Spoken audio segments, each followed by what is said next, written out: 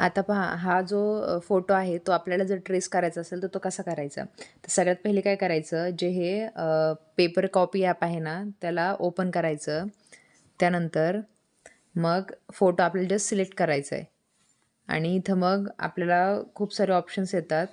आता जे हे आपल्याला आवाज कमी करायचं जे बटन आहे ना, ते आपल्याला स्क्रीन लॉक किंवा स्क्रीन अनलॉक करण्यासाठी यूज करायचं. आता पहा, जर आपण स्क्रीन लॉक नाही केली तर काय होईल? आता आपण याच्यावरती सपोज पेनाने ड्रॉ केलं तर ही स्क्रीन अशी हलते. सो त्यासाठी इम्पॉर्टंट म्हणजे हे जो ॲप आहे ना, त्याचं मेन मोटिव्ह काय आहे, की आपल्याला स्क्रीन लॉकचं ऑप्शन आहे याच्यामध्ये. स्क्रीन लॉक झाल्यानंतर आपली स्क्रीन हलणार नाही. मग आपल्याला पण व्यवस्थित जे ट्रेसिंग आहे ते करता येईल. सो मग आता काय काय करायचं आपल्याला? आता आपल्याला साईज किती पाहिजे? तर मग असं झूम करायचं. आता इथं खाली तुम्ही पाहू शकता तिथं झूमिंगचे पर्सेंटेज येत आहेत.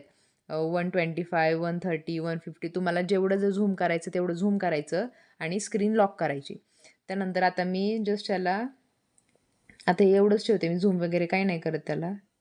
आता पहा मी हे एलिफंट एवढं ठेवलंय आणि याला जस्ट याची स्क्रीन लॉक करते. म्हणजे आता हे अजिबात हलत नाहीये. सो हे ॲप याच्यासाठीच यूज होतं, की आपली जी स्क्रीन आहे ती हलत नाही. आता जे हा मोबाईल आहे तो कुठे ठेवायचा आपल्याला? जो कपडा आपण वर्क करतोय ना, त्या कपड्याच्या खाली असा मोबाईल ठेवायचा. थोडंसं अंधारात गेलं ना, तर अजून व्यवस्थित दिसेल. तर आता काय करायचं आपल्याला काहीच करायचं नाही. फक्त याच्यावरती हे करायचंय, ड्रॉ करायचे. जो खाली जसं-जसं आपल्याला डिझाईन दिसते ना, तसं-तसं फक्त ड्रॉ करायचं. मोबाईल हलू द्यायचा नाही. म्हणजे काय होईल तुमची डिझाईन खराब नाही होणार.